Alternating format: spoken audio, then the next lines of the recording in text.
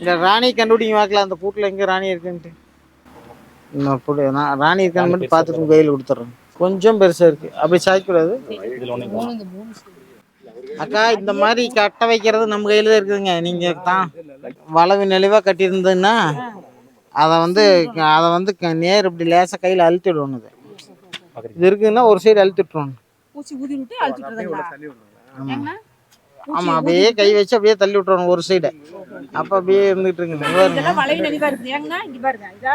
இதெல்லாம் நேர் இல்லை, வேணா நேர் பண்ணி விடலாம். பாருங்க, யாரோ ஒருத்தர் கையில் தான் இருக்குது. நாங்கள் பிடிங்க, நான் இன்னொன்று பார்க்க அவ்வளோ ஈஸியாக தெரியாது, மறைஞ்சிக்கு.